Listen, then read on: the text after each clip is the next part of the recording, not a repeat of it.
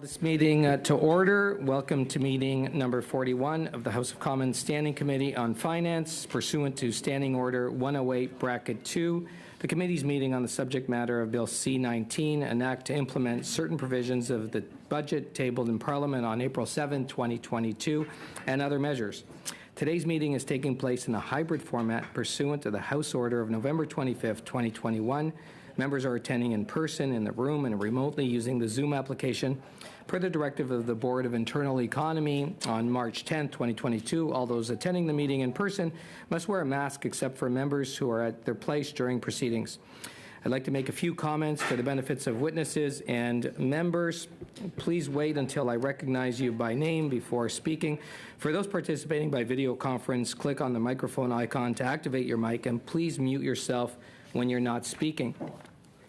Interpretation for those on Zoom, you have the choice at the bottom of your screen of either floor, English, or French. For those in the room, you can use the earpiece and select the desired channel. A reminder that all comments should be addressed through the chair. For members in the room, if you wish to speak, please raise your hand. For members on Zoom, please use the raised hand function. The clerk and I will manage the speaking order best we can, and we appreciate your patience, understanding in this regard. I request that members and witnesses mutually treat each other with respect and decorum. I'd now like to welcome today's witnesses from the Department of Finance. Please note that today's witnesses are here to speak about parts 1 to 4 of the bill. And on Thursday, the committee will hear from senior officials for part 5 of the bill. Members, just a quick reminder about witness lists. They're due for tomorrow by 4 p.m. Wednesday, tomorrow. And members should have received the budget. Just seeing if I can have members nod of approval to our budget for C-19. Yes. Okay. Great. Thank you very much for that. And on that, I understand that we are going to go to officials, although I do see a hand up. And Monsieur Sainte-Marie. Oui, merci. Yes, thank you, Mr. Fonseca. I just want to have a point of order concerning our study of C-19 on the implementation of the budget. I just want to remind people that, unfortunately, as is often the case, there is a great deal of content in this bill, and in fact, it could have been separated into several bills. No, it's not systematically done, but it has been a custom that some parts of the bill be studied in other committees. So that could be an order of the House at second reading of this bill, and if not, it's a decision that could be taken at committee. But often the proposal comes more from the government side. So I don't have anything to propose here. I just wanted to share that information with the members of the committee. And what I want to remind you of is that, in my opinion, it's very important to analyze this bill in depth. So whether it's studied by other committees to do that work or whether it's done here. But I think in particular that there's an entire section on employment and employment insurance. And if that picture didn't go to HUMA, we would have to have specific meetings on that to be able to look in depth into the changes that are being made here. It's the same thing for the Competition Act and the Competition Bureau. So if what is being moved here would really meet their needs, will it be industry that analyzes that? And if not, the committee will have to spend some time specifically on that. Same thing for the Act on Special Import Measures. Will there be some bad effects for the manufacturing sector in Quebec and in Canada? And is it industry that will be studying that? Or or again, if it is this committee, we'll have to take sufficient time to go through those changes. There are also measures on immigration, and there are more. So we should just bear this in mind, and this might come with the vote at second reading in the House. If not, it's up to us to take the decision. So I don't particularly have a preference necessarily, but if we study it at Finance, the entire bill, let's take the time to properly study each section of the bill that could be a separate bill so that we can do it in depth and do our work correctly at the committee. So that is my point of order. Thank you, Mr. Chairman. Thank you. Know that you have a great deal of knowledge, having sat on the committee for many years. I have noted what you have said, and committee members have all heard, so they will take that into account on how we proceed. Thank you very much. I appreciate that. I did see MP Albus had his hand up. Sure. And again, I was busy trying to get my headpiece and everything all together here. Did you mention that we had a budget for this? Yes. Yeah, it was distributed. Yes, and I do realize it was distributed. I would just like to see if we could actually just revisit that at this time. The budget? Well, Yes. yes, just the issue of it, because I think we kind of flew past that, and certainly I believe we, as a committee, should have a clearer picture as to the scope of the study. There are some amounts that are in the budget, and I do not want to, because I really do want to get on to the show today, which is C-19. Yes. But I would just ask to see if we can just defer the approval of the budget to perhaps a date where we have some clarity as to how encompassing on which days we will be meeting.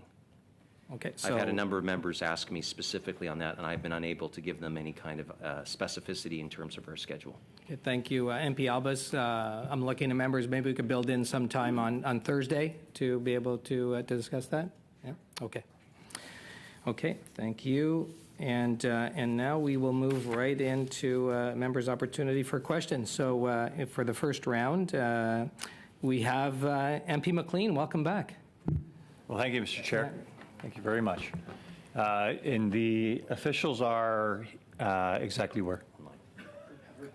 There are 56 officials, I believe, virtual.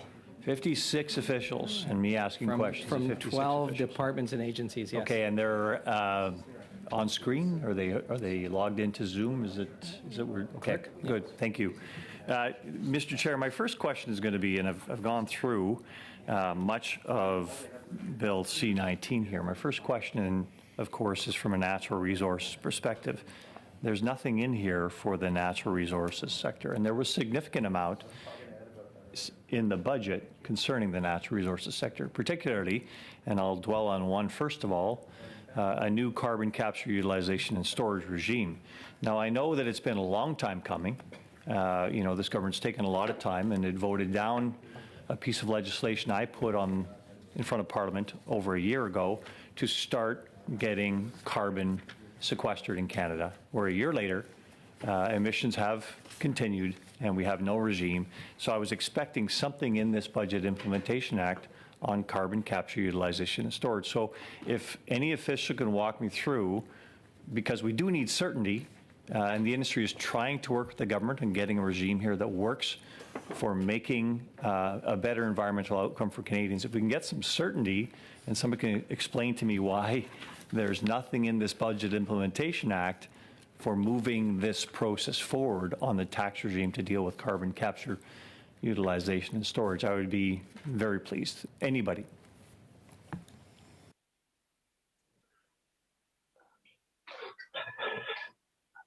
Hello, Trevor McGowan from the Tax Legislation Division of the Department of Finance.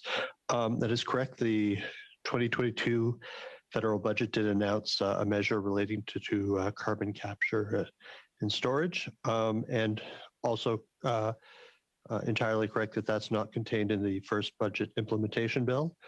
For a lot of, I can say that for a lot of more complicated measures, as the CCUS credit would be, it is normal for the government to delay implementation or inclusion in a bill until, for example, the second budget implementation bill that is often tabled in the fall, in order to receive stakeholder feedback and consult with affected stakeholders. So it's not in this bill, but there's often a second budget bill to come. Well, receive stakeholder, and I appreciate the response. This government has been receiving stakeholder feedback on this mechanism for a year and a half. And how much longer does it have to take? And I appreciate that it's not as good a measure as I put on the table for abating carbon emissions over a year ago. However, we still need to start from somewhere and get this moving along. It's not something that industry wants to do in the rearview mirror. They want a regime where they can actually look at and say, this is how we abate carbon, and this is where the tax credit, this is where the costs of abating carbon will be shared through society. And you're telling me now it's going to wait another 6 months before industry gets that look at how that tax expense will be shared? Is that what I'm hearing? As I noted, it's not contained in Bill C9. The measure is not contained in Bill C19. It will ultimately be a decision for the government as to which legislative vehicle the measure would be included in. But as I said, it's fairly normal course for some of the more complicated measures to be announced in a budget. Quite often, draft legislative proposals are released in the summer for further consultation, and then the measures can be included in a fall budget bill. Again, it's up to the government to decide what legislative vehicle any measure would be included in, but that is a fairly standard path that they can take. Okay, well, thank you for that. You're saying it's the government's choice not to put that in this implementation bill. So it's had a year and a half to look at it, consult, waffle on an actual effective tax regime that would make us competitive with the United States and Norway, and yet it's going to delay that another 6 months because it wants to do it in a separate mechanism. This is Privy Council. When you say the government, you're talking about the political ministers, or are you talking about the actual, the center, the Privy Council office? For, please. I believe it would be up to the government ministers to table bills. Thank you. So it's the government's choice to delay that another 6 months before we actually start dealing with carbon sequestration and environmental amelioration in Canada. Thank you very much. I'll ask a similar question because, you know, I do rest on the theme of natural resources here. You've also got a new regime where you're giving another tax credit for Canadian exploration expenses. You're doubling down on that for the critical minerals industry, and that's not in this Implementation Act either. And yet this is something where the government says is urgent to proceed as quickly as possible. So can you explain why that's not in this Implementation Act, please?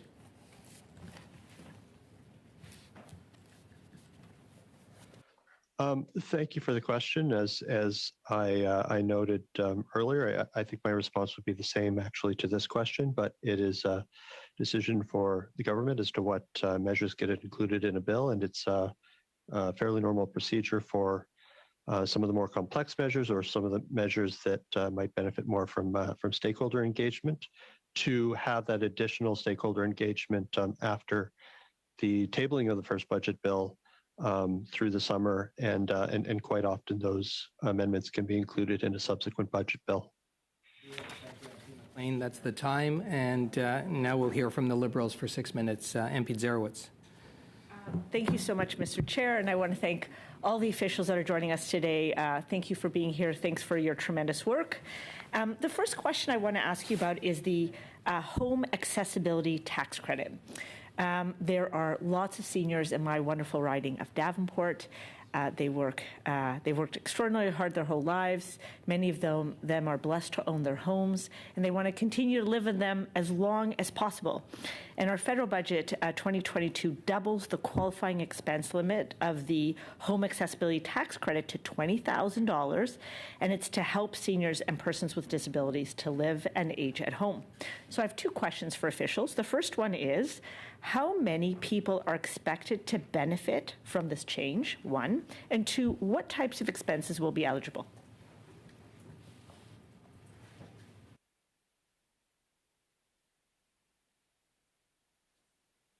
So thank you so much for that question. I'm Leslie Taylor. I'm here from the tax policy branch. So as you noted, the annual expense limit is increasing to $20,000. As to your first question, how many people may stand to benefit? It's a little tricky to estimate these things, given that this would be potentially a new population accessing the measure. But we think it's around 10,000 families that may be able to take advantage of the increased limit. Just as a bit of additional context, about 27,000 families claimed the credit in the 2019 tax year. So that gives you a sense of the proportion there. In terms of what types of expenses might be eligible, the intent of the government here is to increase that limit so that perhaps more substantial renovations, such as adding a powder room or a full bathroom to a ground floor for someone that's lost sort of the ability to access the second floor of their home, perhaps renewing the flooring within the home to prevent slips and falls. These kinds of more substantial things that can often cost more than $10,000 a year for a family. In general, the expenses do have to be enduring in nature, so they have to be integral to the home, and they do have to promote the safe movement of the individual in the home, safe access into the building, and just generally promote accessibility and safety. So there are restrictions in the Income Tax Act that help to direct those expenditures to those types of safety and security improving expenses. Thank you so much. And I know that many people in my riding of Davenport will be very happy with this doubling of the home accessibility tax credit, as well as many Canadians across the country. My second question is on climate change and the climate action payments. We are determined as a government to move towards net zero by 2050. We know that pollution has a cost. And that putting a price on pollution is recognized as one of the most efficient ways to drive down emissions. And under the federal pollution pricing system, the federal government applies a price on pollution in jurisdictions like Ontario that do not have a system of their own that meets the federal requirement. 90% of those proceeds from the price on pollution are returned to residents of the province, and in my case, the province of Ontario, via the carbon action incentive. And Budget 2022 has moved the climate action incentive to be delivered from annually to quarterly. So my question is, why is the government proposing this change now?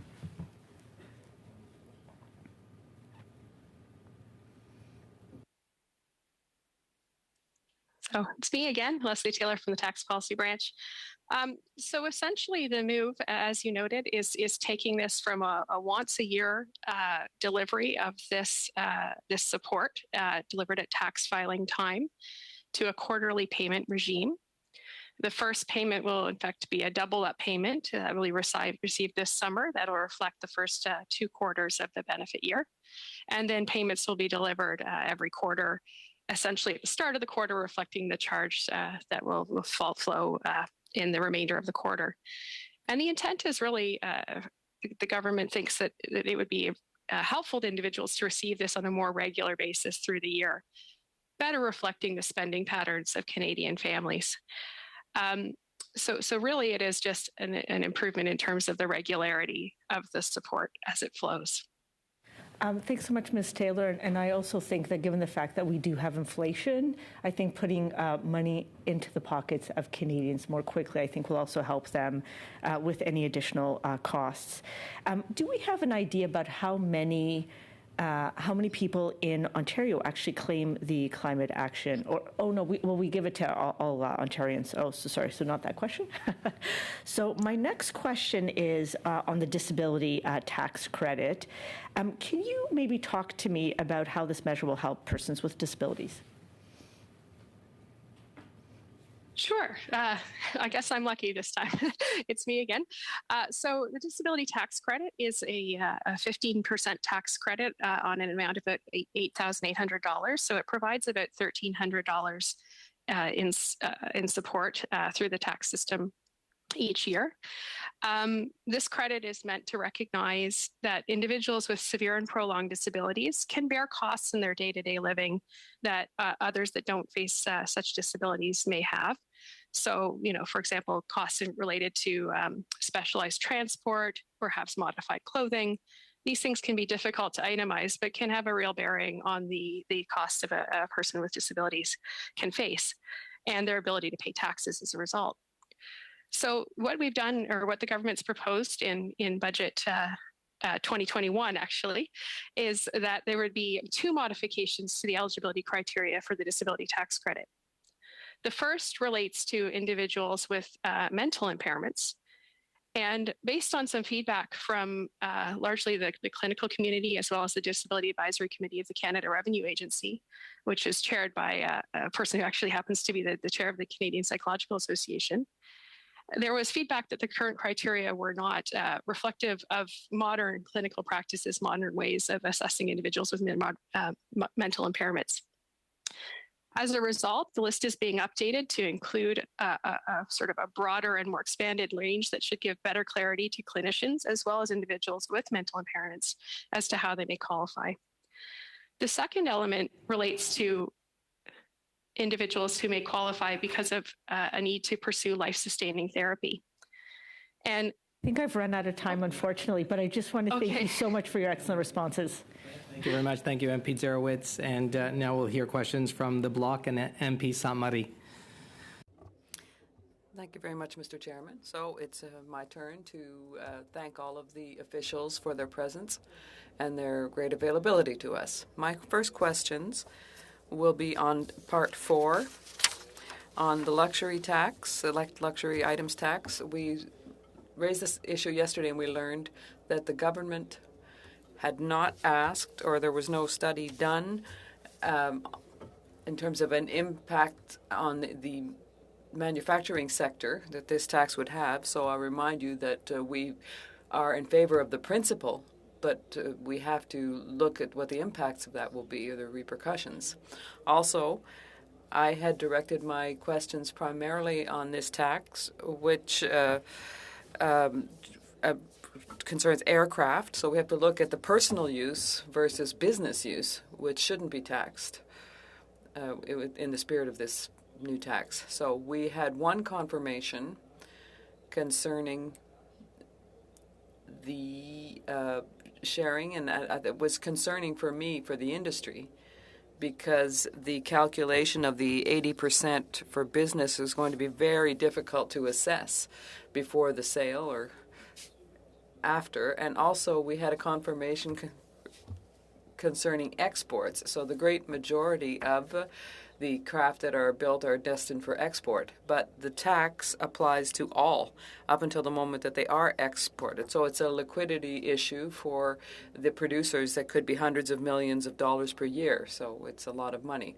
In terms of the technical briefing, I had asked a question and I didn't get a clear answer to it from the officials. So I'd like to ask it again here to see if I'll get a better answer.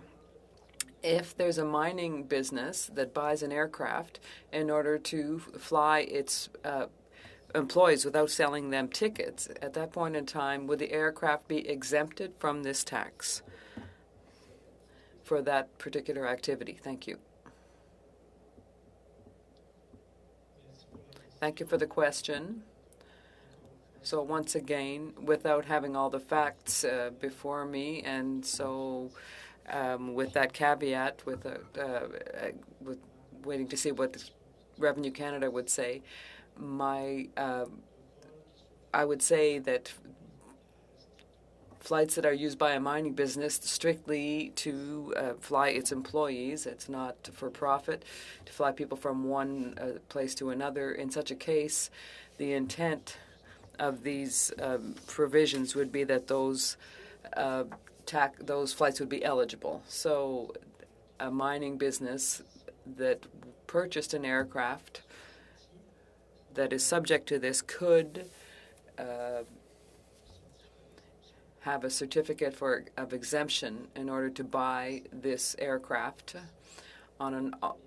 without paying that tax on it. Okay, thank you. That's very clear. So in the spirit of the Department of Finance, this is the case, and we can check with the Canada Revenue Agency to see what their interpretation of this legislation would be. Now, during yesterday's committee meeting, the Department of Finance told us that they were currently working on a solution for the issue of craft that are destined for export. So I understand, obviously, that answer will be given by the government, but my question for the officials here today is, on the technical level, is the department able to provide a solution in this regard before the bill is passed?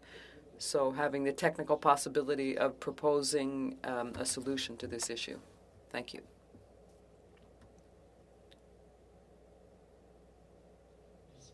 Thank you for the question.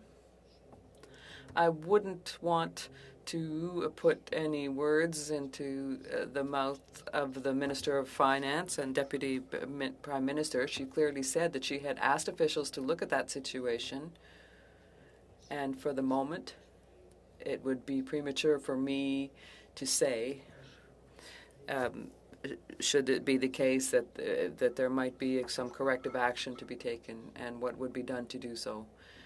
Therefore, for the moment, I think that's a question that's a bit premature. Now, having said that, we're aware of the concerns that have been raised by certain members of the industry, particularly the aeronautics industry, and we're aware that some rules mean that some sales in Canada that would be ultimately destined for export would be subject to this tax, and they might be able to be refunded under Section 39 of the Act. It wouldn't be eligible in the time period during which the sale happened. So we are studying this carefully. And if I may make another point, I believe that the minister mentioned yesterday that the deadline to complete and make the payments for the first quarter for the luxury tax would be the end of the month of January 2023. So I don't want to say that we have years to work on this, but we do have some time ahead of us, and we are talking about something that has immediate repercussions for the Treasury, because it comes into effect on the 1st of September. Well, still, $500 million in 8 months, that could be quite a lot, but I thank you for your answer. Thank you. From the NDP and MP Blakey for 6 minutes, please. Thank you very much. I know there was already, I don't know that my microphone is on. I know there was already a little bit of discussion of the disability tax credit, but I just wanted to come back to those changes. I think there was some initial hope or excitement at the fact that there were some changes to the disability tax credit included in the legislation, particularly by folks who have been frustrated by the 14-hour requirement under the life-sustaining therapy category, who have been hoping that provision would be removed entirely. My understanding is that the legislation doesn't do that, and so I wonder if we could get some comment from officials on what changes are being made and why that 14-hour requirement is not being eliminated under the BIA.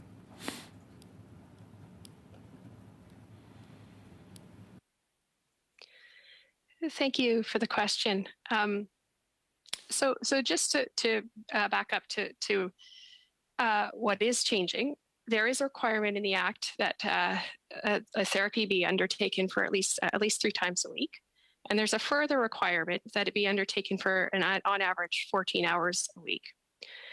The reason for these minimal thresholds in terms of the degree to which the individual is pursuing the therapy are really about fairness for other individuals who apply and have to be assessed under other criteria. So for others that are qualifying because they have a severe limitation in one of the basic activities of daily living, and these are things like walking, feeding oneself, dressing, the requirement is that they have to face these limitations all or substantially all of the time. So that means 100% of the time to up to 90% of the time in terms of CRA's interpretation. For example, someone would need to face a limitation in walking in order to qualify. So if there weren't similarly sort of lower bounds in terms of the impact of a therapy that an individual is pursuing on their daily living, you would end up with situations where individuals have very minimal impacts in terms of a therapy. One could picture someone taking a drug regime would actually qualify for the credit. And that clearly would create an inequity and a lack of parity with the requirements that are faced by others with other types of disabilities. For that reason, the government has decided to maintain the 14-hour threshold in this legislation to ensure that fairness and parity. But it has reduced the frequency from, or is proposing to reduce the frequency from 3 times to 2 times. And that will bring the legislation for the federal measure in better line with the Quebec system, which only requires the therapies to be performed 2 times a week. So it should alleviate some of the burden on individuals in terms of that discrepancy for those that live in Quebec. One thing I will say is that the other modifications that are being proposed in terms of what can be counted towards that 14 hours do take into effect or into account substantial feedback that was had from individuals with type 1 diabetes and the organizations that represent them in terms of taking a fair account of what activities and what time should be counted towards that 14 hours. So you see some substantial improvements there in terms of recognizing those activities in a more fair way.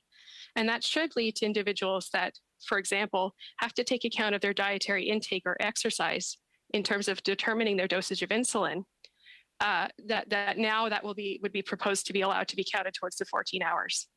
So these proposals do respond and should help people better meet that 14-hour requirement in a more fair way. I guess my question then is, like, we hear often from folks like the Juvenile Diabetes Research Foundation that the 14-hour requirement has been a significant barrier for parents who are trying to access the tax credit who have kids with type 1 diabetes. And so is it the position of the government that the disability tax credit should not be available to families with children experiencing juvenile diabetes because it just doesn't meet the threshold of the program?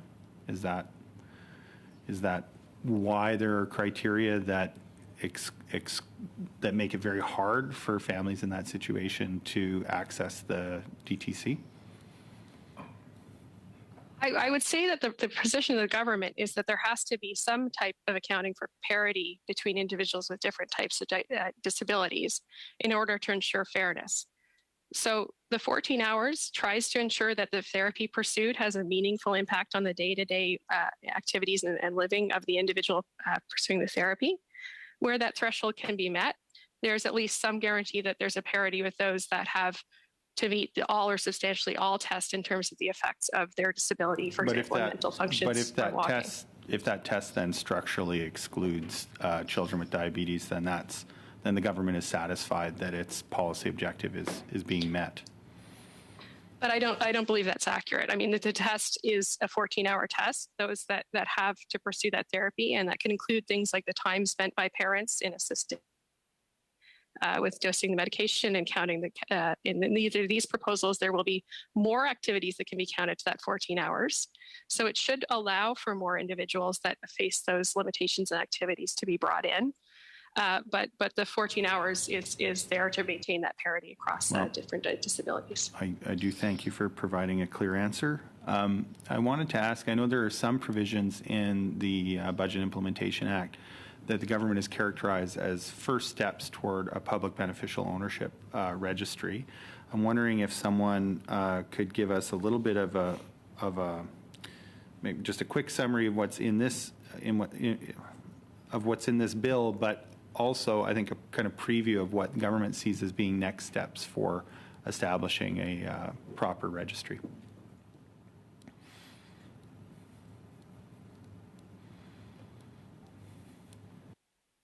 Hi, it's Lindsay Guire from the Tax Legislation Division.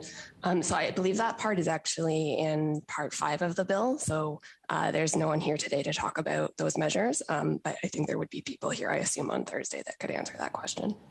Pardon me for jumping ahead in my excitement. Thank you, MP Blakey. That is the time. Members, we are moving into our second round, and I've been informed by the clerk we do have resources till 1:30. I know we started a little late with the vote, so we have resources till 1:30.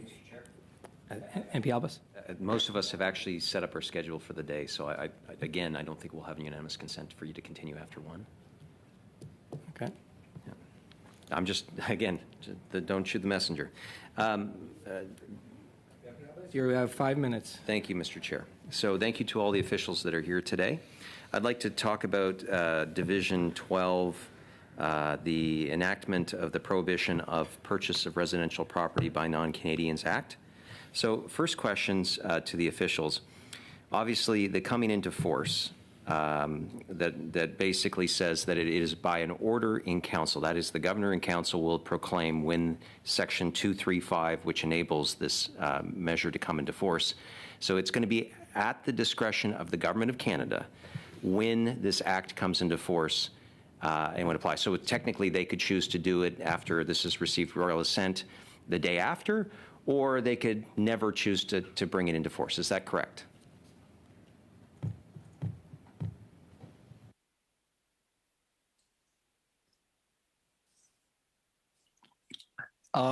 The prohibition is actually also contained in Part 5 of the bill, and again, it would be officials that would be responsible for Part 5 that would be able to answer that, but unfortunately, no one. Then I will go to ones that are earlier in the bill. Then, perhaps maybe we could talk about section or page 56, which is under Part 2.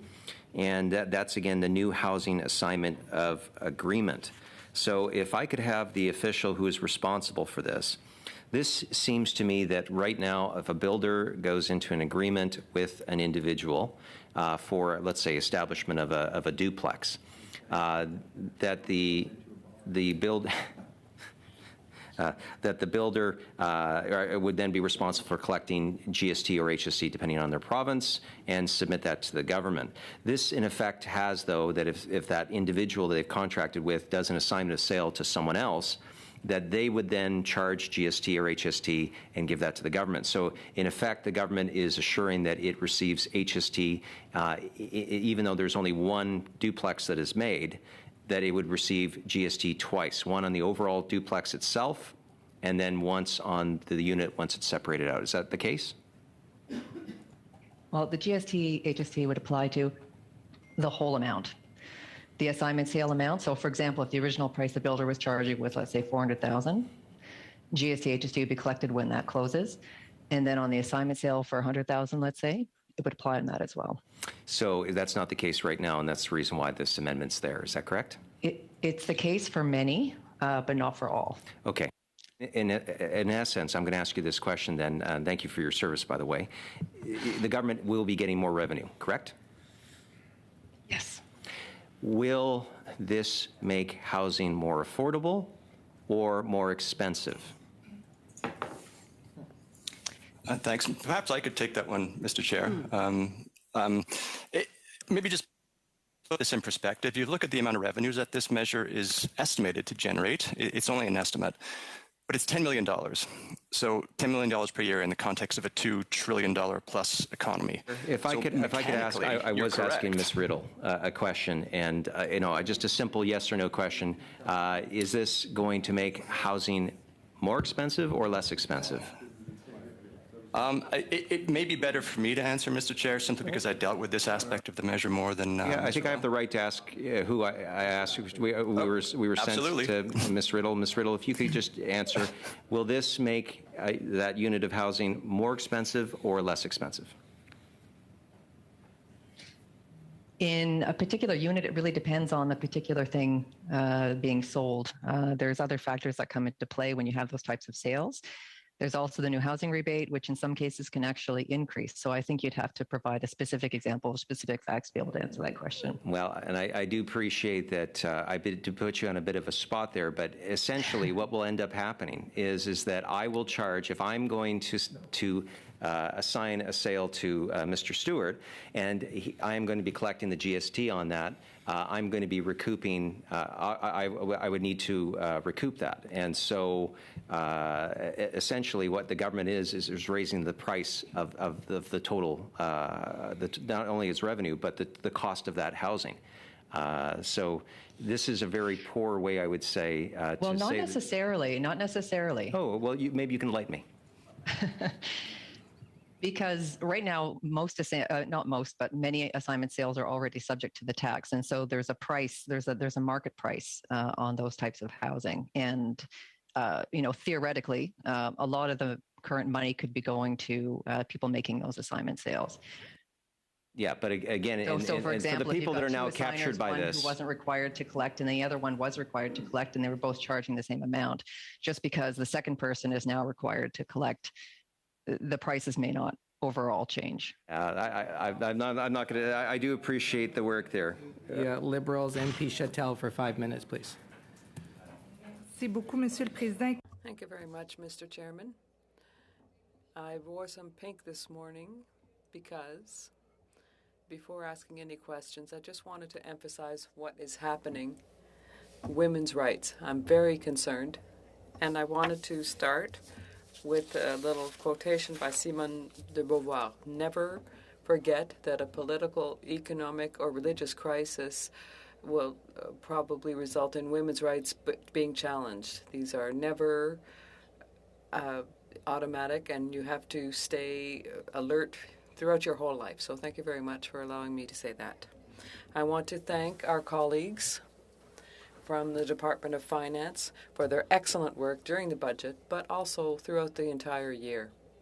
I note that the supplementary budget makes changes to the general, the GAR rule,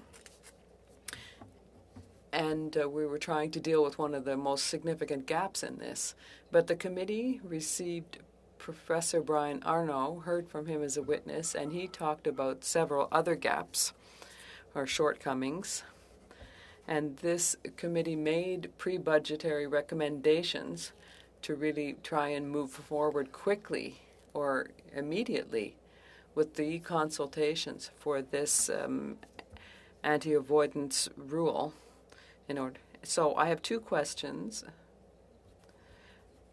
for the department, and my first is, I note that not all of the measures proposed in the budget are in this legislation that we're studying today, C-19. Will it be proposed this summer? And will the result of those consultations mean that the legislation in the summer, I understand that it's very complex and we have to take the time to do things properly, but will we see the results this summer of these consultations and see legislation? Will there be a modernization of that particular provision, this general anti-avoidance rule?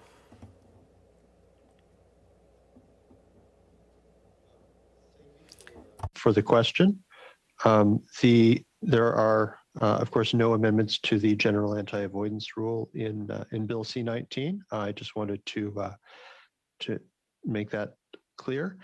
The government did announce a specific amendment to the general anti-avoidance rule in Budget 2022 that would extend it to, or extend the definition of tax benefit to apply to tax attributes, which would allow them to be, the creation of tax attributes to be challenged closer to the time the initial transactions put in place, which provides certainty earlier on in the process. But that's not that's a specific proposal and not the broader general anti-avoidance rule consultation. The government also announced in Budget 2022 that there would be a timeline, or it provided a timeline for the general anti-avoidance rule consultation, that consultations would run through the summer with a commitment or with a goal of releasing draft legislative proposals by the end of 2022. And so while there's no specific consultation document, like a consultation paper out right now, the goal is to have a consultation through the summer with the goal of releasing draft legislative proposals by the end of the year. Thank you very much. These changes are very important to ensure that Canadians and all taxpayers pay their fair share of taxes. And I'm particularly concerned by the practices just to ensure that the department the government is looking at legislative solutions to deal with the Alta Resources issue.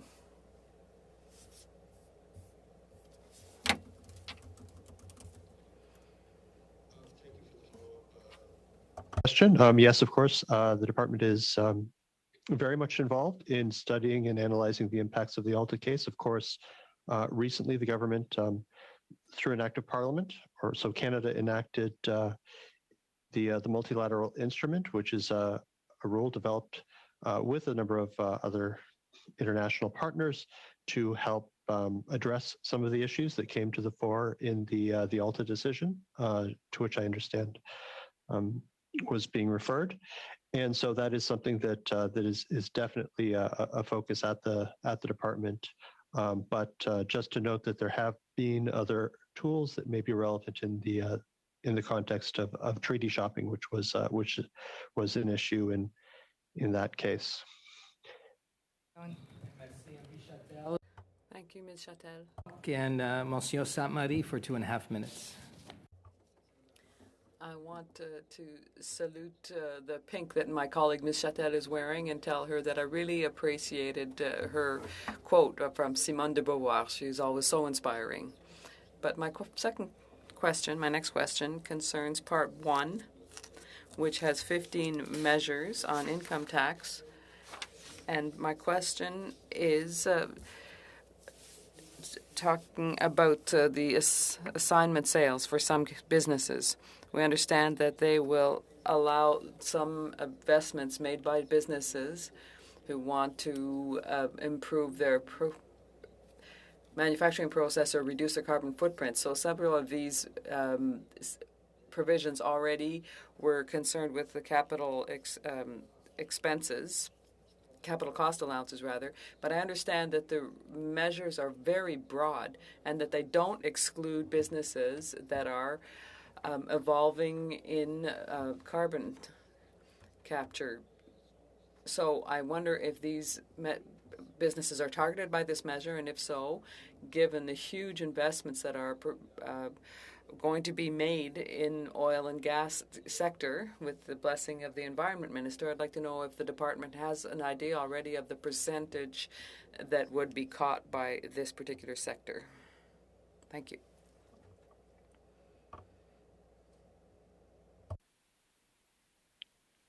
Oui, bonjour. Yes, good afternoon.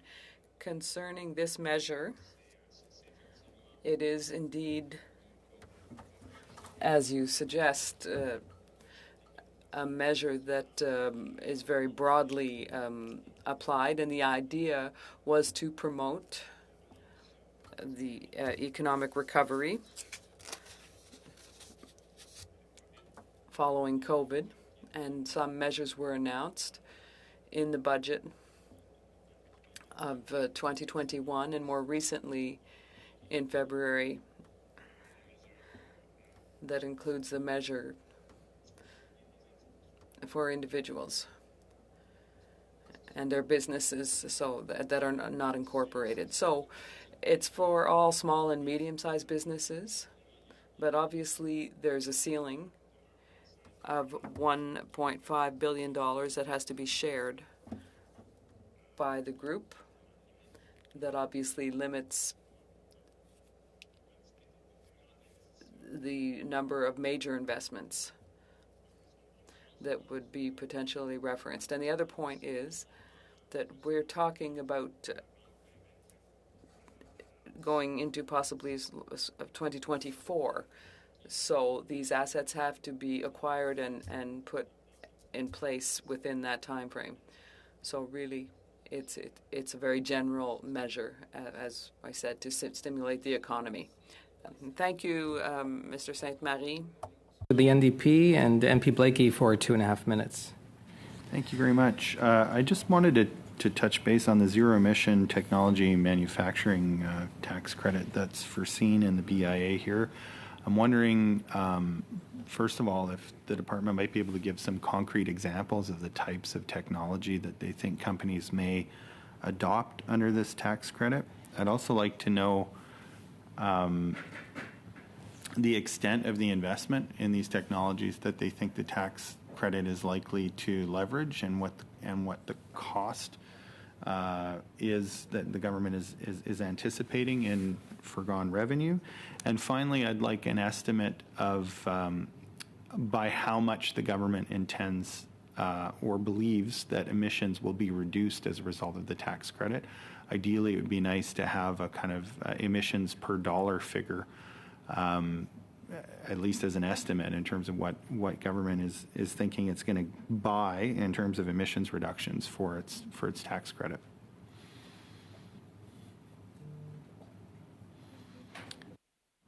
And I would be happy to receive that in writing. It doesn't have to be at the moment if folks don't have that information ready to hand. So whatever you can provide now verbally is welcome, but if you could please follow up in writing with all of those details, that'd be greatly appreciated. I doubt that we'll get a full answer in what remains of my 2.5 minutes. All right, I'll try and address the different questions one by one. I think the first question was, I believe, in terms of examples of the type of technology manufacturing that would be available for the rate reduction for zero emission technology manufacturers. So a few examples, you'd be looking at wind turbines. Again, so the manufacturing of wind turbines, solar panels, equipment used in hydroelectric facilities, geothermal energy systems, zero emission vehicles, electric vehicle charging systems, and energy storage equipment. It would also include the production of biofuels from waste and the production of hydrogen by electrolysis of water. Now, to your sort of broader question, your second question about the cost and the expectation there. Maybe 2 points. I can give you the exact figure and the estimate. But I think one of the key points, these are all very much nascent technologies and technologies that are beginning. Oh, excuse me, I see you talking there. I can't hear you. I'm sorry. I'm sorry about that. I was just. The member, I think, was saying we could follow up with the members' questions if officials would be able to find that information and then provide it to the member and committee. Sorry, I have the information now. Are we out of time? Or? We are out of time. Yeah, we've gone well past time, but thank you very much, Mr. Baylor. We are moving to the Conservatives, and I have MP Stewart up for 5 minutes. Excellent. Thank you, Mr. Chair. And thank you to the officials as well. Yesterday, I asked a question to the Finance Department. The question I asked was one that all Canadians need answered before any of us parliamentarians can objectively vote on this bill. The question was this, and I'll repeat it. What in Bill C-19 addresses the inflation crisis Canadians are facing today? Yesterday, the department's response to the question was that the department is focusing on macroeconomics and that the bill is taking the edge off of inflation over the coming quarter, and that the bill is trying to get back on target, and that it will also normalize the fiscal and monetary policies. Now, with inflation in crisis mode throughout Canada, this causes something else for Canadians. It causes a cost of living affordability crisis stemming directly from the inflation crisis, and that's stemming from all the printed money that often wasn't necessary. So my question, I'm going to ask it again today. I really have no preference on who answers it, but today I'm hopeful that I'm actually going to get a real answer. So again, what in Bill C-19 addresses the inflation crisis Canadians are facing today? Thank you.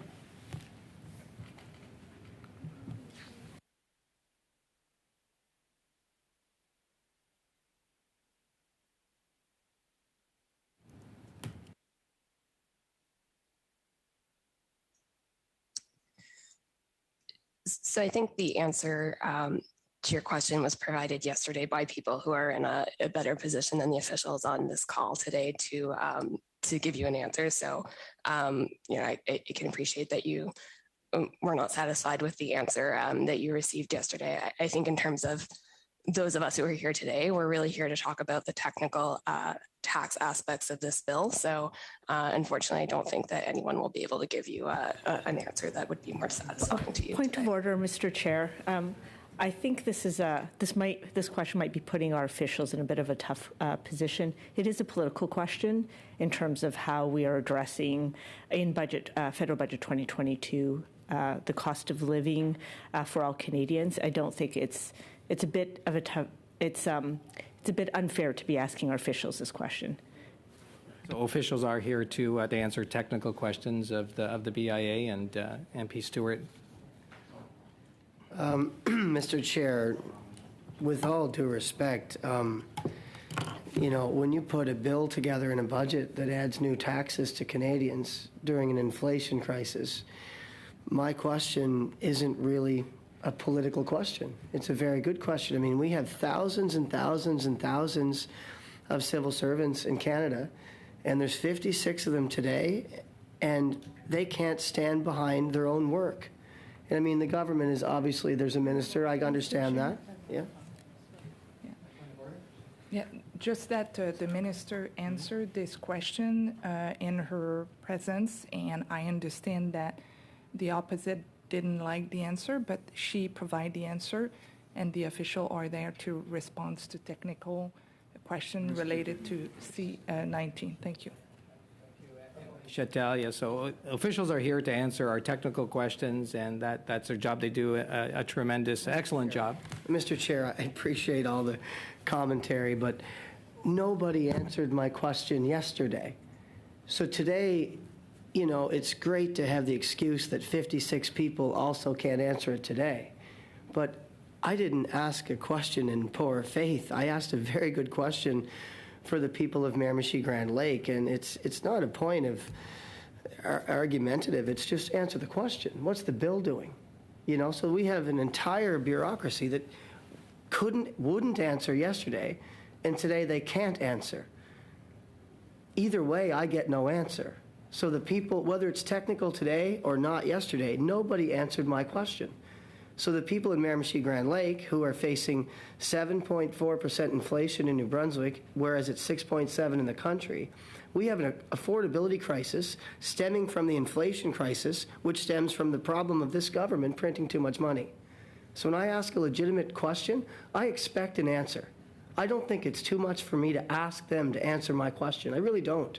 And I'm really ashamed of the fact that they can't answer that question.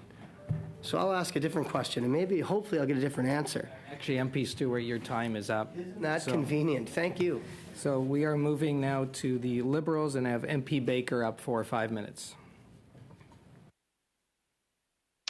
Thanks very much, Chair. So I would like to ask our officials some questions. I do want to thank them very much for their time and for their service on behalf of Canadians.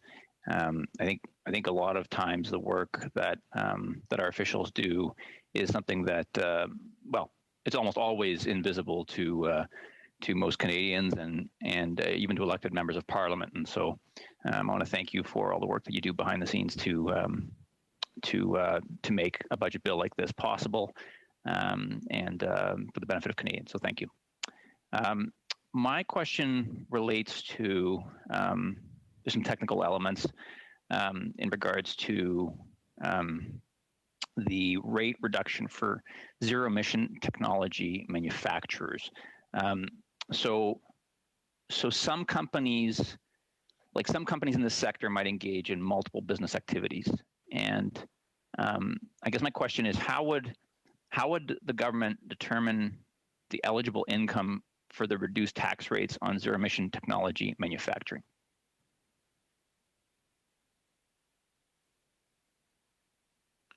Yes, I can take that one. The process is very similar to what used to be used for manufacturing and processing. So to figure out what portion of your income is attributable to zero emission technology manufacturing, and essentially it looks to the amount of capital and labor used as inputs to manufacturing process.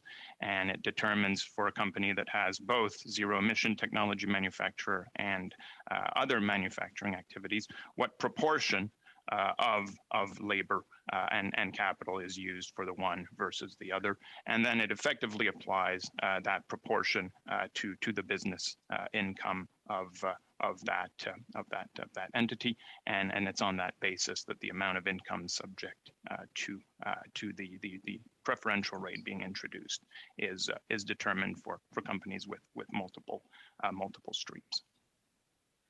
Okay, thanks very much. And Chair, how much time do I have left? You've got 3 minutes. Thanks, Chair. So along similar lines, Mr. Baylor, this question is probably coming to you. For companies who have income subject to both the general and small business corporate tax rates, how would income be allocated among the different reduced tax rates on zero emission technology manufacturing? Yeah, absolutely. It's set up to effectively favor the taxpayer in this situation. So they're allowed to use the proportion for the small business amount first. So get that preferential rate at the lower rate, and then it would move up to the general rate once, based on the amount of income up to the total amount of income that they have available for the general for the zero emission technology manufacturing rate. This is sort of proportionate. Is that what I hear you saying? Go ahead. No, I was going to say it starts with the small business rate, because that's the more preferential one. And Sure. then it uses that. I think I see my colleague. I don't know if my colleague Jenna Robbins wants to. I see her. She can maybe jump in and add a bit of detail on that. That'd be great. Yeah, hi, it's Jenna Robbins with Business Income Tax. It goes the other way, because you're having the rates. When you have the general rate, it's a greater rate reduction than if you have the small business rate. It's still, as my colleague says, it's in the preference. It's preferential to the taxpayer, gives the best result. It'll start with, it's like an ordering. You order your income first into the general rate, and then you apply the reduced small business rate for manufacturers, and then on to sort of your ordinary income, your general rate, and then your small business rate. Okay, I appreciate that. Thanks so much, Jenna. Apologies for misspeaking. I got it reversed there somehow. That's okay. That's all right. That's why we have so many of you here on the call, to help make sure that detailed questions get the precise answers that they need. I only have about 45 seconds just on the capital cost allowance for clean energy equipment. Could somebody just talk about what clean technologies are being made eligible for the accelerated depreciation?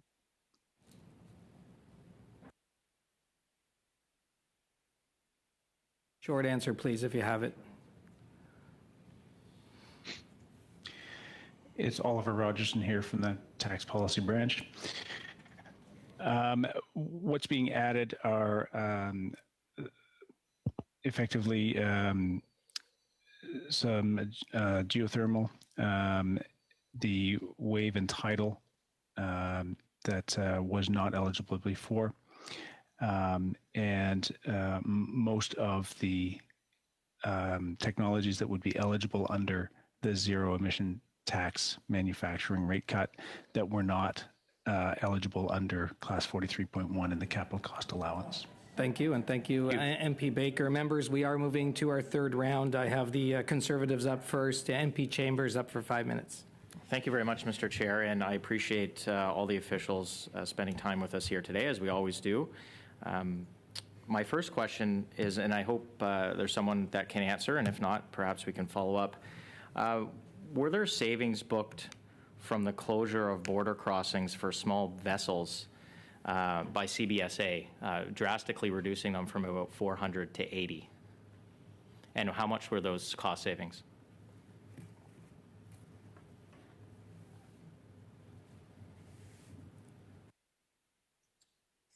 I don't think there would be anyone on this call who could answer this. This is all tax people from the Department of Finance. So there might be someone on Thursday who would be able to answer that question. Fair enough. Perhaps the clerk could record that question. We could follow up. I ask because there seems to be I think a misconception about the travel and tourism sector as it relates to boating. If you want to enter Georgian Bay under the new rules of closing these CBSA crossings, you actually have to go 355 kilometers out of your way one way or 230 kilometers out of your way another way. The tourism sector, especially in my community, is on its knees across the country, and we're going to make it harder for people to visit our communities. And that kind of leads into the luxury tax. And the question I have is, do we have a breakdown, and can you provide the committee a breakdown of the luxury tax expected revenues by the asset class? Is that something that we could get for the committee? Hi, Mr. Chairman. Yeah, I can answer that question. I could follow up with a written response too. But of the three asset classes, around 70% of the revenues we believe will come from automobiles, roughly 20% from boats, and the remainder from aircraft. Thank you. That's very helpful. I would appreciate kind of a written response on that to confirm, but I certainly appreciate that. The challenge is people are making decisions for recreational activities, and I noticed that we're not including RVs. Not that I'm suggesting you should, but you're creating now a disparity and inequality between recreational opportunities for people. You cannot buy a cottage now for under, insert the number, in some communities $400,000, $500,000, $700,000, and people are now deciding how they want to access recreational activities. And now the government's saying, well, if you boat, we have to tax you. And I think that's, it's middle-class people that are now, or were, substituting boats for cottages, and this is happening all across Ontario. And in particular, in my community, we have 25 marinas, 15 boat dealers. Like, these are jobs in communities that thrive on the sales and the maintenance of these vessels. And we're creating I think a really disadvantageous system for a number of our communities. We're not going after really expensive art. We're not going after that really expensive watch. We've decided to target vessels because I think there's a misconception that only rich people buy boats, and it couldn't be further from the truth. I hope that people from the government come to my community. I invite them all to come and show them around about who's purchasing some of these vessels. And it's not for the officials to answer a policy question. So I'll just ask whether other asset classes like art, like RVs, were considered as part of the luxury tax. I don't have to ask why they were not included, but were they considered?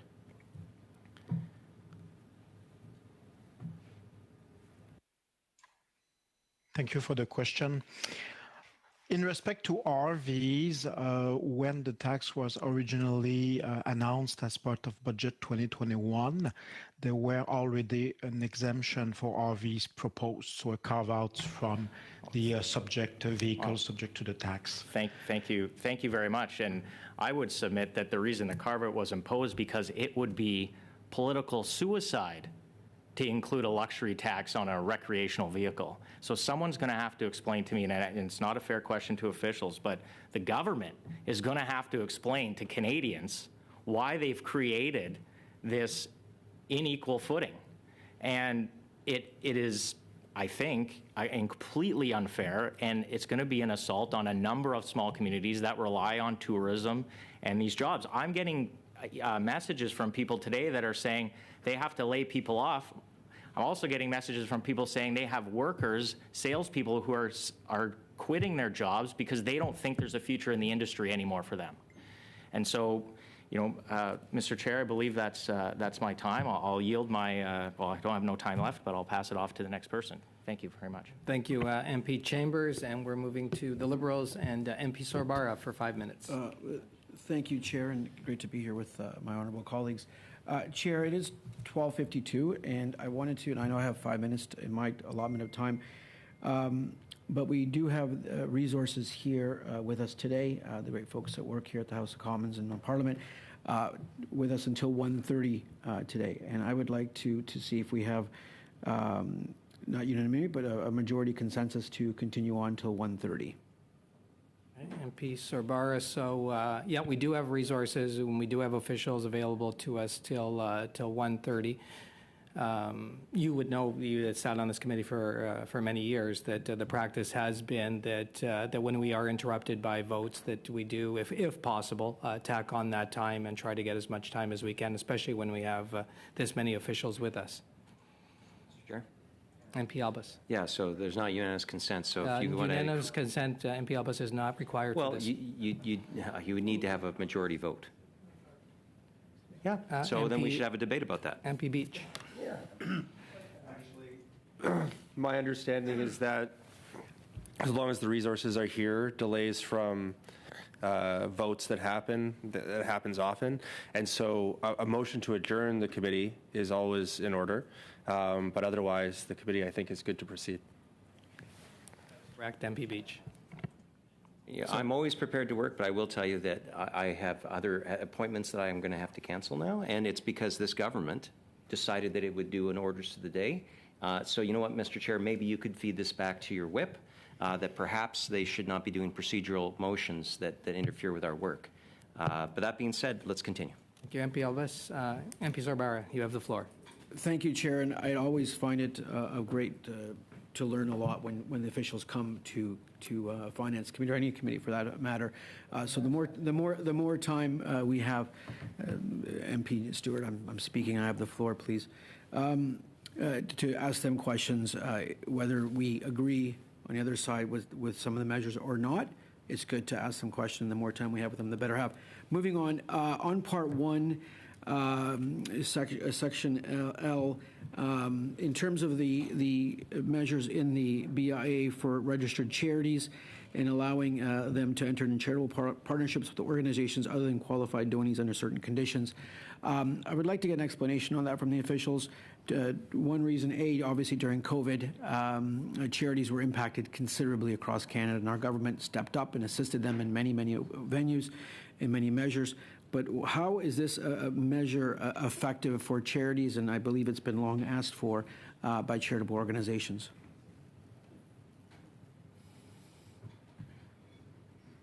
Thank you very much for the question. My name is Blaine Langdon. I'm the director of the charity section at the Department of Finance. The measure that we're proposing here is effectively designed to facilitate the ability of charities to work in partnerships with others. To explain the existing rules, currently registered charities are able to use their resources in one of two ways, either on their own charitable activities or as gifts to qualified donees. They can work with non-qualified donees, so organizations internationally, if they so choose, but they, under the current rules, they would have to enter into structured agreements with these organizations and exercise a level of direction and control over the intermediary such that the activity could be considered their own. So what we've done here is in response to concerns that charities that these rules were too onerous, the proposal is to allow charities to engage in a third type of activity, which would be to make grants to non-qualified donees in certain circumstances.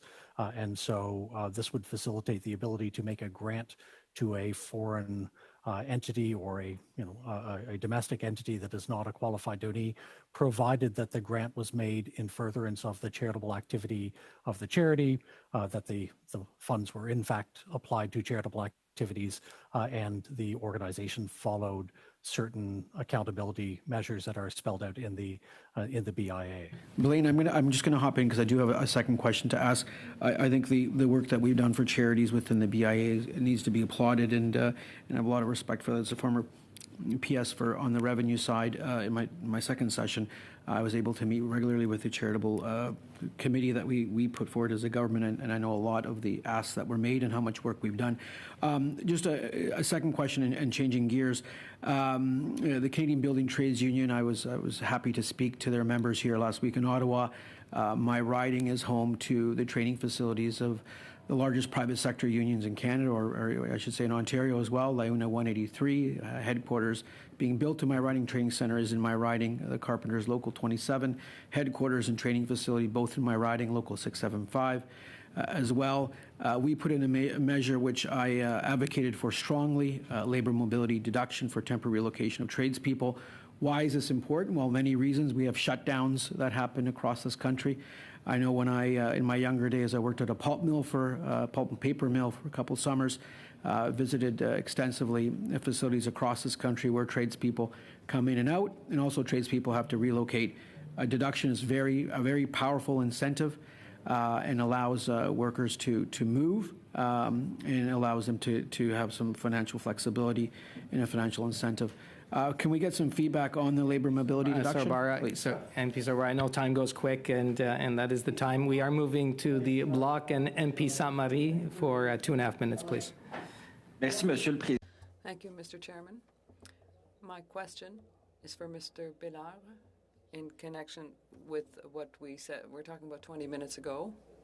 So concerning the measures that allow of this assignment sale for certain businesses, I understood that there were 3 measures for the immediate depreciation that were tied to renovation. So one is targeted and one is broader. So now I understand that that's just one is very broad, and it is reserved for small and medium-sized businesses in all sectors, and it is limited to $1.5 billion over a set period of time.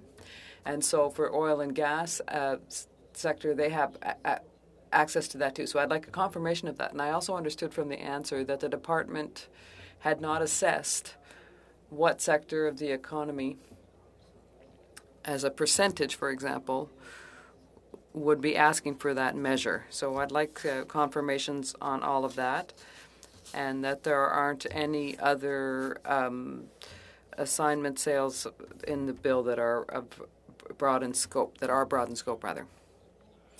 Well, to answer the question on the broad scope, there are several measures for immediate deductions, but in this bill particularly, there's just the one that you are referring to for privately held businesses. And in the economic update of 2018, in response to tax reductions that happened in the United States in 2017, there were some accelerated measures for manufacturing and processing, for machinery and equipment, and also for, okay, thank you. It's really, I just want to stick to this bill before us. Well, I just wanted to clarify that because it's confusing. There are indeed several measures in place, but in this particular bill, there are just the measures that were mentioned, and there are the measures in 2021 and those mentioned in February. So, as you say, they're broad in scope. For the incentive for hydrogen, normally that excludes all hydrogen that is directly or indirectly generated from gas and hydrocarbons. Yes, that's the idea. Thank you. Thank you very much. And now we are moving to the NDP. MP Blakey for 2.5 minutes. Thank you. So I do think we touched on this briefly before, but I want to come back to the provisions around the direction and control of resources for charitable organizations. Of course, there's a private member's bill in the Senate, Bill S-216, that deals with the same subject matter. And I understand many of the provisions in the BIA are similar to that in Bill 216. My understanding is that the control on kind of percentage of the organization's resources is what has been added to what's in S-216. I'm just wondering if someone from the department could confirm that for us, highlight any other differences that exist between what's contained in the BIA and Bill S-216, and then give a rationale for why that kind of ratio of expenditure was chosen as a control and what the government hopes to achieve by that. Sure. Thank you for the question. I'm not certain I understand correctly about a percentage or a ratio, I'll try to outline the differences between the two bills. So S216, of course, is a private member's bill or a Senate public bill that is currently before the House of Commons. It proposes effectively to allow registered charities to make grants to non-qualified donees, provided that the charities put in place reasonable steps to ensure that their resources are used for charitable activities. I'm summarizing a little bit. The budget proposal proposes to do effectively the same thing. So registered charities would be allowed to make grants to non-qualified donees.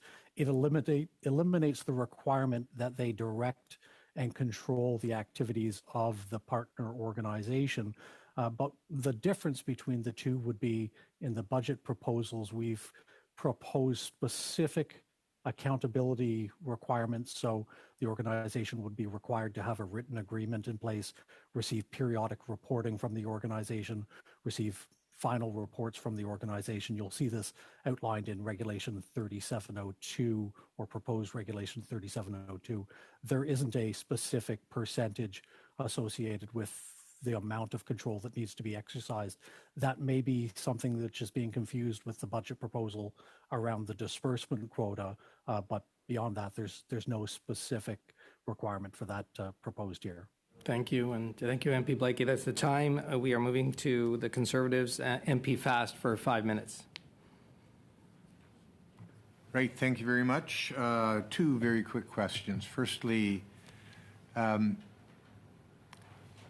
just wanted to confirm that the Department of Finance did not do an economic impact assessment of the imposition of the luxury tax that the budget and the BIA has proposed. Is that correct?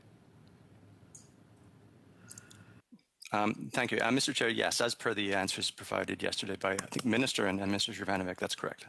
All right, so no assessment was done, so we don't know what the economic impact would be. Did the department consult at all with the parliamentary budget officer to provide some guidance as to what the economic impacts of this tax would be?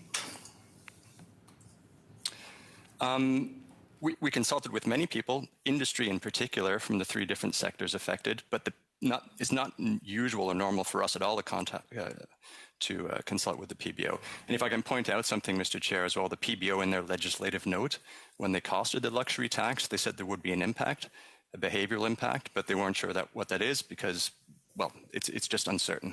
Thank you. So I'll go to my next question. That is the impact, the actual implementation of that tax as it relates to boat builders. I understand the department has now agreed to delay the implementation of that tax until the end of 2022. Am I correct in understanding that?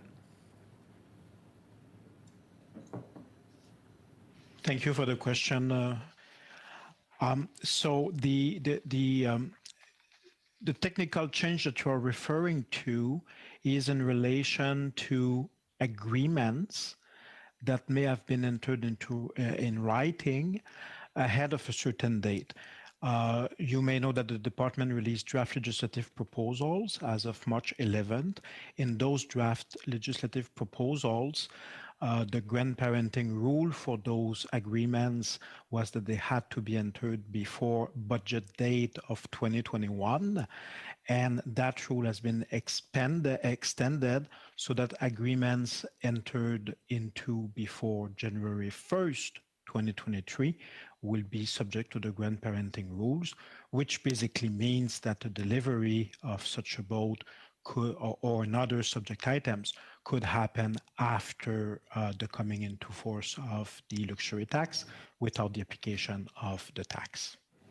That sounds like good news to the boat industry and any other industry that's captured by the luxury tax that was introduced. So thank you for that clarification. Those are the only questions I have, Mr. Chair. Well, thank you. And sorry, if I may just correct something I said. Sure. I think I referred to January 1st, 2023.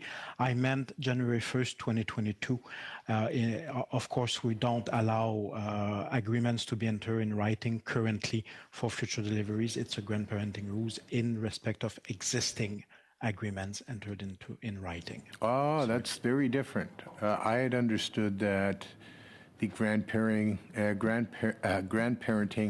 had been extended to the end of this year, which would make it basically January 1st, 2023. So you're telling me that the grandparenting you're referring to is to the end of 2022, which means only contracts entered into in 2021 would be grandfathered.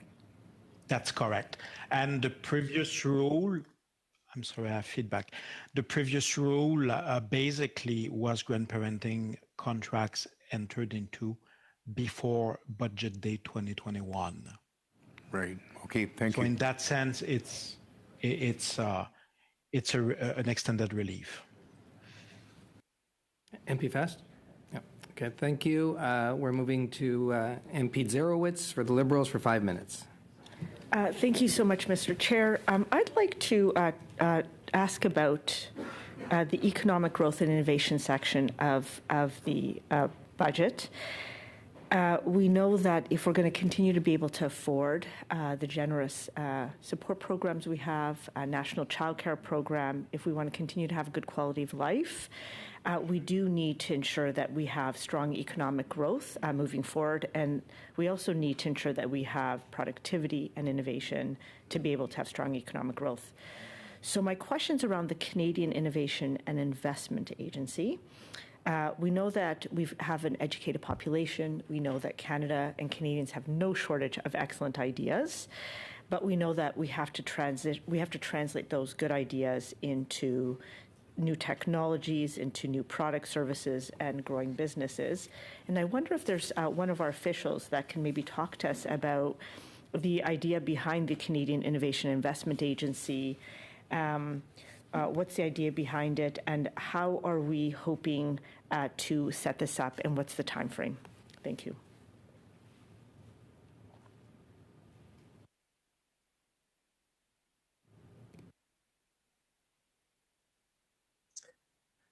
I'm sorry, I don't actually think we have anyone on the call who can speak about the Canadian innovation. We could speak to some of the measures in the bill that are in Part 1 of the bill, or Parts 2 through 4 that are intended to allow for innovation and for increased growth in the economy. But I don't think we have anyone here on that particular topic. So. Okay, thank you very much. Then I'll continue on I think an excellent question one my colleagues had asked. Like many of my other colleagues, I also have a large number of union members in my riding. And we know that skilled trade workers are essential for Canada's success, and we have to be able to help them get to their job site, no matter where it is. And we know often they have to travel outside of their cities or outside of province, and so there's a labor mobility deduction that has been set up for tradespeople. And I wonder whether there's someone who can speak to providing a little bit more information about this labor mobility deduction. What is it eligible for? What are the expenses that are eligible for it? And when would it go into effect? Thank you for the question. Mark Maxon here from the Personal Income Tax Division at Finance. So the labor mobility deduction comes out of a context where the income tax does provide recognition for some expenses for mobility, but generally these include cases where someone moves permanently for a job, or perhaps where they're required on a regular basis to travel away from their employer's workplace. And what we heard from the sector was that construction workers often, as I think was mentioned, they may face periods of downtime in their local market, and there may be opportunities elsewhere in the country. So they take temporary jobs, they travel for temporary jobs, and the expenses that they incur in relation to those relocations weren't attracting existing tax relief. So what this measure proposes is to introduce a new labor mobility deduction for tradespeople, and it would recognize certain travel and relocation expenses for tradespeople and apprentices in the construction industry, allowing them to deduct up to $4,000 in a year across eligible relocations. And that would include temporary lodging expenses, round-trip transportation, and meals in the course of that round trip. So the idea here, or the proposal here, is that this would take effect for the 2022 tax year, which is the year in progress, and subsequent tax years. Okay. And just a final question. Do we have an idea about how much we expect this tax credit to cost, or is it that we don't have information on that yet? Thank you for the question. So, this is a brand new measure, so we don't know with certainty what the cost will be, but we've estimated a cost of $595 million over the forecast period out through 26-27. Thank you. Thank you, MP Zerowitz. Members, just looking at the time, and we're moving to our final round. Divided by the parties, we have about 4 minutes for each party. We'll start with the Conservatives and MP Albas for 4 minutes. Thank you, Mr. Chair, and again, thank you to our witnesses for the work you do for Canadians. I'd like to go to page 106, Division 2, Excise Act 2001 wine. So point 2, subsection 1 comes into force or is deemed to have come into force on June 30th, 2022, but does not apply to wine packaged before that day. Has the department done any analysis in regards to the ability of the sector to, they're experiencing massive supply issues in terms of bottles and other packaging that would need for them to be able to comply with that? Has there been any economic impact of this change whatsoever? Thank you for the question.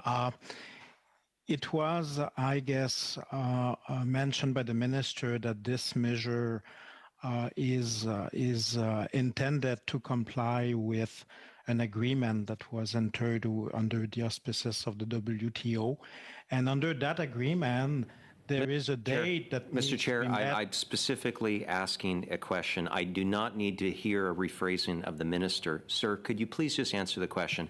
Was there an economic analysis of what this change would do, especially to the small and medium-sized wineries that have never paid wine or excise tax on wine? And was there done any kind of analysis on the sector's ability to deal with the bottling requirement under their issues with supply chains? This is simple stuff. The packaging requirements is in line with the rules that were put in place when the exemption were introduced in 2006. The agreement was made public in July 2020, so the industry was aware, and there have been different discussions with the industry about the fact that the repeal of the exemption will come effective June 30th, 2022. And basically, in terms of the technical amendments that are included in the Budget Implementation Act, that's, I think, the more I can tell you today. Well, I appreciate at least the answer that you did some consultation, but I think that you will find, and I'm saying this to government members, not to the official here, you will find that this will be extremely damaging for those small businesses that have not, since their existence, many wineries that we all know and love that have started since the original changes in the Harper Flaherty years. That's what has spurred so much growth in the VQA, or 100% Canadian content. Now, I'd like to actually talk about the doubling of the allowable qualifying expense limit under the Home Accessibility Tax Credit. First of all, we do know that it is widowed seniors, particularly single women, elderly seniors that are under our system usually struggle the most. And so I'd like to see if this particular policy was subject to gender-based analysis plus.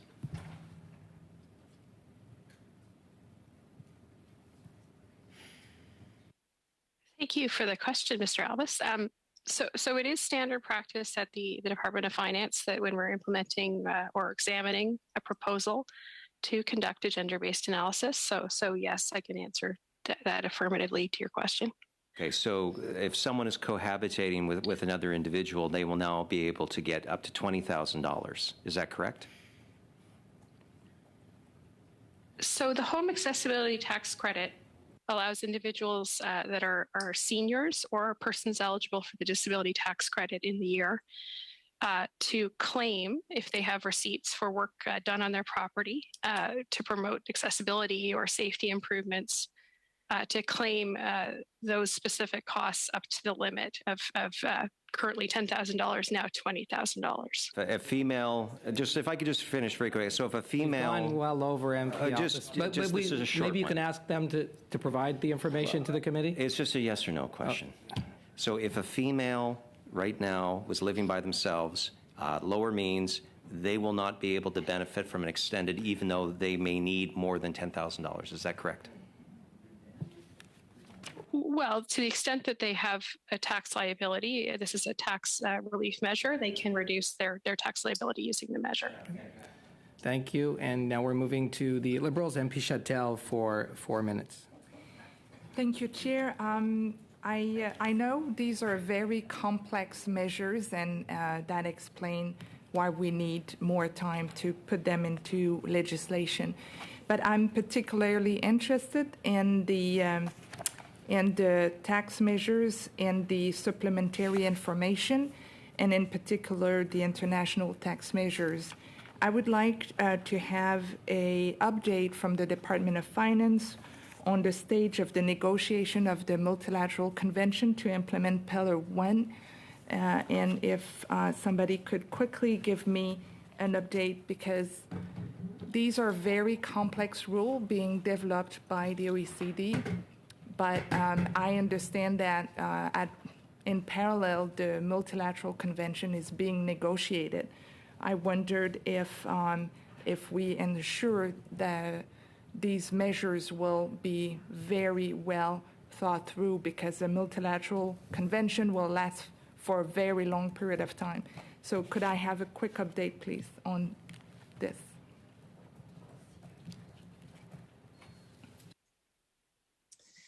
Thanks for the question. So yeah, I can confirm that the government is continuing to work with other countries on Pillar 1 negotiations, and the department itself is very busy continuously working with other countries to advance that. And in the budget, the government did confirm that the government remains optimistic that there will be an agreement reached on Pillar 1, and that there will eventually be legislation reflecting that agreement that would, in due course be implemented in Canadian law.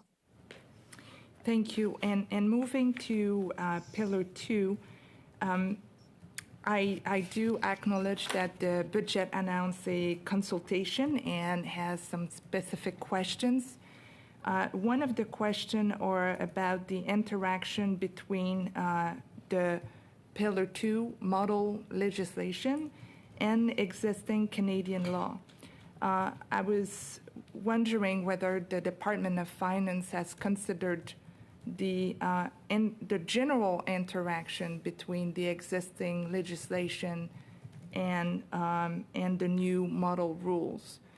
Not just the specific one, because we are adding a layer of complexity over an already very complex international tax system, and I'm referring to the foreign accrual income, the FAPI rules. Yeah, so those are questions that the department is working on an ongoing basis on. The Pillar 2 rules would result in a significant change in our tax system.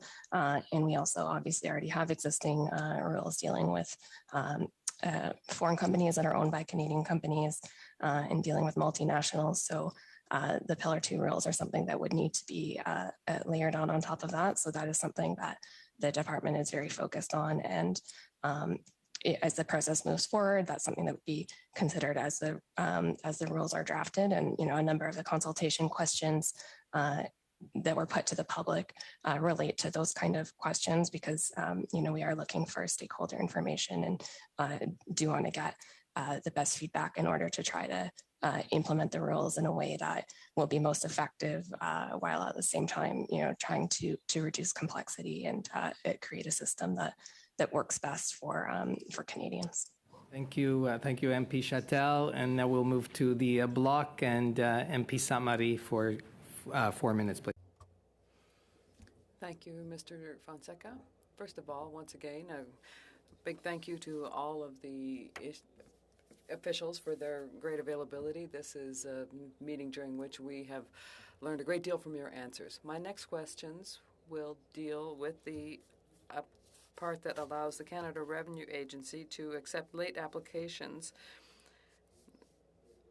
and also for the rent subsidy and the Canada Recovery Hiring Program on a discretionary basis. So I understand that it gives the agency the power to delay the deadline that the beneficiaries to these programs would be able to send their documents in for. So I'd like a little more detail on this.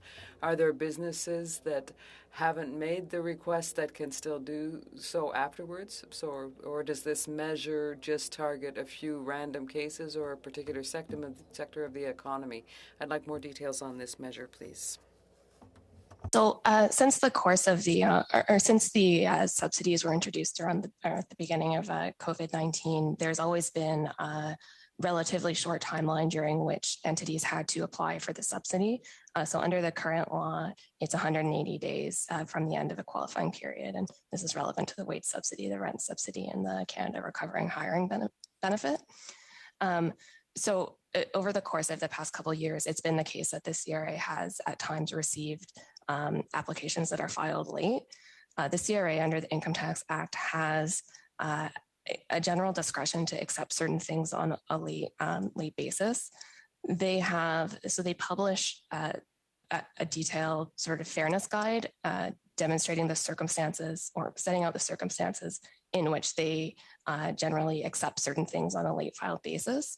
So consistent with that, they have been accepting some late filed application in situations where it would be unfair to do so. So it's a very small number of applications in total in terms of the number of applications that they've received. The subsidy programs are unique relative to other things in the Income Tax Act. So this legislative change is really meant to confirm that the CRA does have that discretion, consistent with the broader discretion it has in the Income Tax Act to accept those late filed subsidy claims.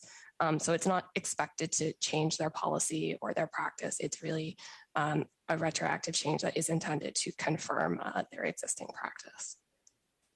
That's very clear. Thank you very much. A quick question on another issue to wrap up. The measure that allows for a doctoral study, why would you have put this in, the postdoctoral fellowship income? Postdoctoral fellowship income, it's included in their income for purposes of calculating their taxes. So it's effectively taxed like employment income.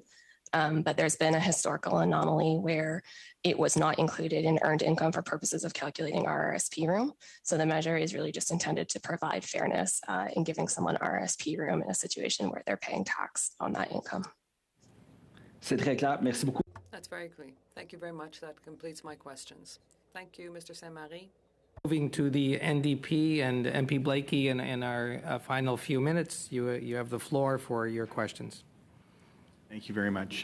So I wanted to come back on the question of S216. And is it fair to say that the crux of the government's modification to S216 is in the definition of a qualifying disbursement, specifically item B, subs 2 and 3, where it says, first of all, that the charity ensures that the disbursement is exclusively applied to charitable activities in furtherance of a charitable purpose of the charity, and that the disbursement meets prescribed conditions. I guess my question is, where will those conditions be prescribed? And to the extent that part of the goal of S216 is to try and reduce the administrative burden of charities that have to work with other organizations in order to accomplish their purposes, how does the department envision enforcing this, and how do you anticipate the administrative burden of these provisions comparing to the administrative burden under the existing system? Absolutely. Thank you for those questions. I would say mechanically, in terms of the proposal and what you see in Bill 216, the aim is by and large the same. We get there differently mechanically. The prescribed conditions, you can find them beginning on page 41 of the BIA in proposed regulation 3703. In terms of the enforcement of those provisions, what I can say is that the legislation is obviously proposed by the Department of Finance. It's up to the Canada Revenue Agency to propose administrative guidance and look to how they would administer those. So it's a bit difficult for me to speak to them. What I can say is that what's been proposed here in terms of accountability measures, how it would compare to the existing system is that there are similarities, obviously. The proposal to require reporting back from the grantee organization to have a written agreement. These are all things that you will find in the existing regulations. What we have attempted to do here is to strip out the requirement for direction and control. So two key things that I would point to would be that registered charities have expressed concerns that having to take over the activity of an organization, to take ownership of that activity, smacks of paternalism and colonialism, and it's inappropriate in many scenarios. So that would not be required here. Charities would be supporting the activity of the grantee, and it would remain the activity of the grantee. As well, the direction and control, which largely required the charity to be an active and controlling participant in the program, has been eliminated under this proposal. Instead, we are emphasizing upfront agreements, upfront due diligence, and regular reporting, but the charity wouldn't on a day-to-day basis be required to be involved in the activity or direct the grantee as to how these activities would be carried out. So we've tried to encapsulate the spirit of 216, but as I said, we've approached it slightly differently, and we've tried to emphasize concrete accountability measures. Thank you. Thank you very much to our witnesses. Thank you, Mr. Chair. Yep. Thank you, MP Blakey. And yes, thank you to our witnesses, just on behalf of the Finance Committee, all the members and the staff. And we'll be seeing many of you on Thursday again. And members, just before we adjourn, I gavel out, I will allocate some time to committee business on Thursday. I do see MP Chambers' hand up. Quick point of order. We had our officials from StatsCan a number of weeks ago. We did ask for some follow-up, so just if we could maybe see the status of those, that would be fantastic. I would prefer not to set the precedent that other committees have where they've actually adopted a strict timeline under which officials can respond. So just if we could look into that, that'd be super helpful. Thank you. Okay, thank you, MP Chambers. We will check with StatsCan on that information. Okay, members, shall we adjourn?